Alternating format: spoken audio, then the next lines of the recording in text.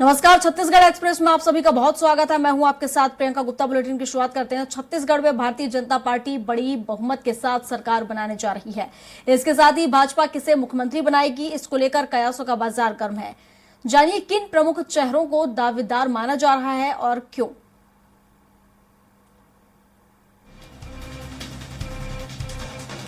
Doctor Raman Singh पूर्व CM मुख्यमंत्री के दावेदार में सबसे ऊपर पहला नाम है और इसके बाद डॉक्टर रमन सिंह का नाम है और डॉक्टर रमन सिंह की दावेदारी स्वाभाविक है। 15 साल राज्य में मुखिया वो रहे हैं और चुनाव के ठीक पहले प्रदेश प्रभारी ओम माथुर ने इन पर विश्वास किया और उन्हें टिकट वितरण से लेकर रणनीति बनाने में उनसे सलाह ली गई।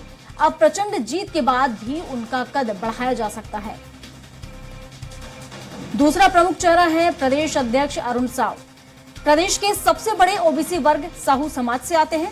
चुनाव से 1 साल पहले अध्यक्ष बनाए गए।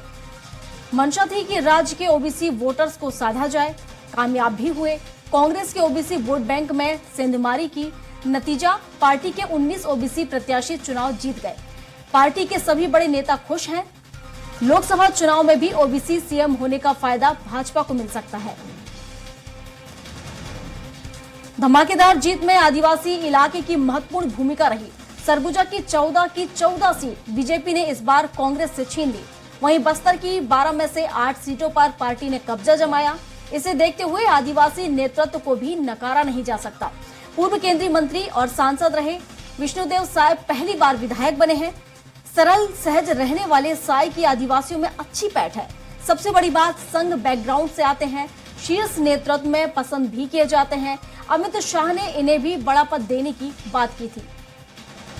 और चौथा चेहरा है रेणुका सिंह का। छत्तीसगढ़ से एकमात्र केंद्रीय मंत्री हैं। भरतपुर सोनहत जैसी टफ सीट इन्होंने कांग्रेस से छीनी है। 2 प्लस पॉइंट है, महिला और आदिवासी। अपने संसदीय क्षेत्र की 14 सीट जिताने में कामयाब रही। आगे लोकसभा के साथ झारखंड विधानसभा चुनाव भी है। झारखंड भी छत्तीसगढ़ की तरह आदिवासी बहुल राज्य है। रेणुका सिंह को मुख्यमंत्री बनाया जाता है तो यह संदेश जाएगा कि आदिवासी नेतृत्व को भाजपा आगे कर रही है और इस फैसले से महिला वोटर को भी साधा जा सकता है। सीएम चेहरा को लेकर एक नाम जो लोगों की जुबान के अलावा सोशल मीडिया की गैलरी में भी तैर रही है, वो नाम है ओपी चौधरी का। आईएएस की नौकरी छोड़कर भाजपा में शामिल हुए ओपी चौधरी रमन सिंह के करीबी और अमित शाह के विश्वस्त हैं। इस युवा ओबीसी नेता पर भी पार्टी भरोसा कर सकती है। प्रचार के दौरान अमित शाह ने कहा भी था, आप ओपी को जिताइए, मैं इसे बड़ा आदमी बनाऊंगा। बड़े आदमी से शाह का इशारा सीएम पद हो सकता है। बहरहाल प्रदेश के चुनाव प्रभारी ओम माथुर और सह प्रभारी मनसुख मंडाविया दिल्ली पहुंच चुके हैं। बताया जा रहा है कि इन्हें दिल्ली में ही रहने को कहा गया है। पीएम मोदी और गृह मंत्री अमित शाह कभी बैठक बुला सकते हैं। माथुर और मंडाविया ने कई स्तर पर चर्चा करने के बाद कुछ नाम तय किए हैं। उन्हें क्यों बनाया जाए, इसके पीछे की वजह भी तैयार की गई है। अब कौन बनेगा मुख्यमंत्री का जवाब भाजपा आलाकमान के पास ही है।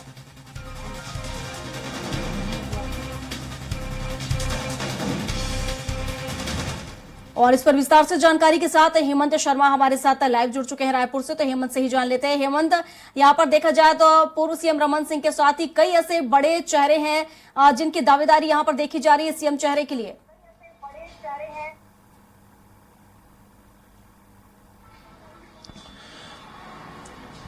हाँ, देखिए, छत्तीसगढ़ का अगला मुख्यमंत्री कौन होगा, इस बात को लेकर चर्चा तेज हो गई है। दिल्ली में आला कमान, जो बीजेपी आला कमान है, वो लगातार इस बात का चर्चा कर रहा है। कई नाम हैं जो सीएम की रेस में हैं। उसमें पूर्व CM doctor Raman Singh, BJP के प्रदेश अध्यक्ष अरुण साव, राज्यसभा सांसद सरोज पांडे, विष्णु देव साय जो पूर्व केंद्रीय मंत्री रह चुके हैं। इसके साथ साथ वर्तमान में केंद्रीय मंत्री रेणुका सिंह का भी नाम है और ओपी चौधरी भी सीएम की रेस में है। इन चारों पांचों नाम को लेकर वहां पर चर्चा हो रही है। कहा यह जा रहा है कि कल देर रात 4 घंटे तक इन चारों पांचों नाम पर चर्चा की गई।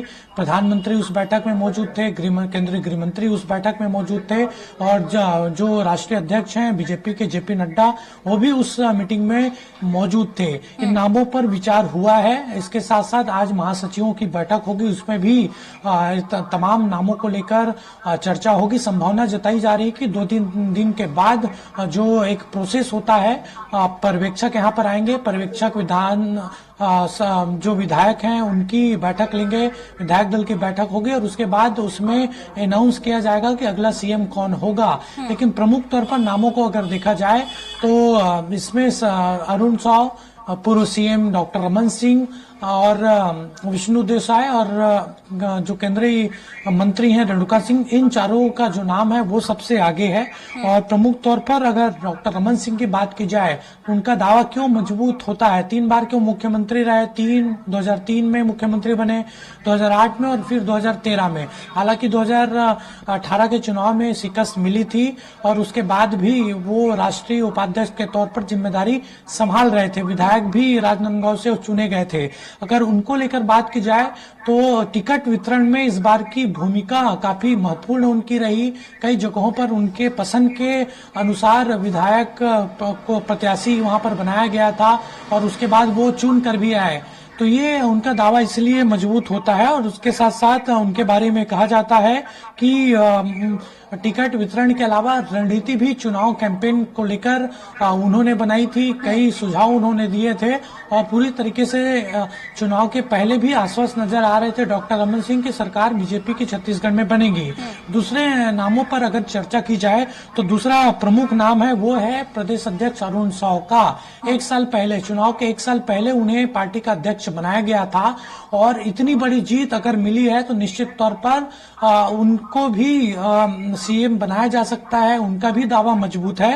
और अरुण साव एक ओबीसी वर्ग से आते हैं और 2024 में जिस तरीके से लोकसभा का चुनाव होना है तो हो सकता है कि ओबीसी वर्ग से मुख्यमंत्री बनाया जाए और पार्टी के 19 ओबीसी प्रत्याशी इस बार जीत कर भी आए तो सीधा मैसेज देने की कोशिश यहाँ पर हो सकती है। तीसरा नाम है विष्णु देसाई, जो वरिष्ठ आदिवासी नेता है और कुनकुरी से उन्होंने चुनाव जीता है बड़े मार्जिन से और 14 की 14 सीट चुकी सरगुजा संभाग की बीजेपी के पास आई है। तो वहां से अब ये मांग उठने लगी है कि सरगुजा संभाग से किसी आदिवासी चेहरे को, बड़ा चेहरे को वहां पर मुख्यमंत्री बनाया जाए। विष्णुदेव साय के बारे में कहा जाता है कि वो काफी स्वच्छ छवि के नेता हैं, शांत तरीके से वो राजनीति करते हैं और पहले भी सांसद रह चुके हैं, पूर्व केंद्रीय मंत्री वो रह चुके हैं और इसलिए उनका दावा मजबूत है। और उनका सबसे बड़ा जो प्लस पॉइंट सामने आ रहा है वो आरएसएस बैकग्राउंड के माने जाते हैं, आरएसएस विचारधारा के हैं, आरएसएस से जुड़े हुए हैं और इसलिए ये कहा जा रहा है कि अगर मुख्यमंत्री पद के चयन में आरएसएस की चली तो हो सकता है कि विष्णु देसाई मुख्यमंत्री बनाए जा सकते हैं। और तीसरा जो चौथा नाम है वो रेणुका सिंह का है, जिनके बारे में मैंने जिक्र किया कि वो वर्तमान में केंद्रीय मंत्री हैं। भरतपुर सोनहत सीट से जहां पर कड़ा मुकाबला हुआ वहां से उन्होंने जीत दर्ज की और उसके बाद ये हो सकता है कि जिस तरीके से राष्ट्रपति किसी महिला आदिवासी महिला को बनाया गया था तो हो सकता है कि मैसेज देने की कोशिश हो और रेणुका सिंह को मुख्यमंत्री बनाया जाए। पांचवा जो नाम है ओपी चौधरी का है, पूर्व आईएएस हैं, आईएएस की नौकरी छोड़कर बीजेपी में शामिल हुए तो 2018 में पहली बार चुनाव उन्होंने खरसिया से लड़ा, चुनाव हार गए थे, लेकिन दूसरी बार रायगढ़ में ऐतिहासिक वोटों से उन्होंने जीत दर्ज की है और संगठन में रहकर काफी काम उन्होंने किया है और सोशल मीडिया में भी एक खबरें चल रही है कि ओपी चौधरी को सीएम बनाया जा सकता है। ये जो 4-5 नाम है उसको लेकर आला कमान चर्चा कर रहा है। जल्द ही इन 4-5 में से एक नाम तय हो जाएगा और फिर विधायक दल की बैठक में अनाउंस नाम को लेकर कर दिया जाएगा। बिल्कुल हेमंत, जिस तरीके से आपने ये जो नाम बताए हैं और इन सब में एक चीज अलग देखने को मिल रही है। जिस तरीके से रेणुका सिंह की अगर हम बात करें, एक तो वो इन चारों देखा जाए इन नामों में एक तो वो महिला है, ऊपर से आदिवासी नेता भी हैं और देखा जाए तो केंद्रीय मंत्री भी हैं। और ऐसे में अगर छत्तीसगढ़ की बात करें तो छत्तीसगढ़ में अब तक महिला सीएम भी नहीं रही हैं, तो कहीं ना कहीं उनकी दावेदारी भी थोड़ी मजबूत इसलिए नजर आ रही है क्योंकि एक तो महिला है और छत्तीसगढ़ की देखा जाए तो अगर मिलती है तो छत्तीसगढ़ में पहला सीएम ऐसा होगा जो महिला उससे होगा और दूसरा आदिवासी भी होंगी। और हम देखें तो द्रौपदी मुर्मू भी कहीं ना कहीं आदिवासी और देखा जाए तो राष्ट्रपति महिला है, और अगर ऐसे में छत्तीसगढ़ को मिलता तो कितना असर इसका देखने को मिलेगा।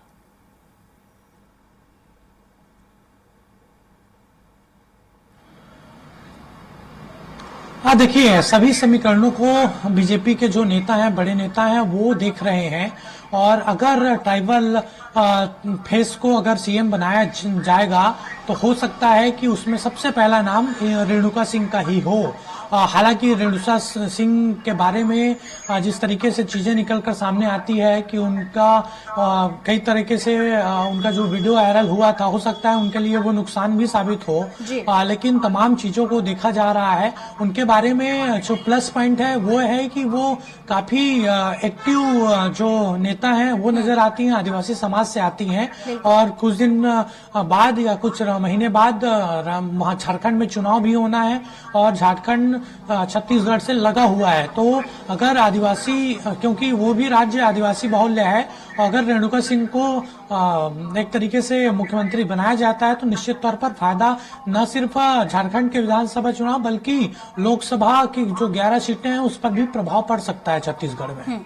बिल्कुल हेमंत, यानी ये कह सकते हैं अभी इंतजार है सीएम का कि आखिर आलाकमान किसे यहाँ का सीएम बनाएगा। फिलहाल शुक्रिया आपका तमाम जानकारियों के लिए।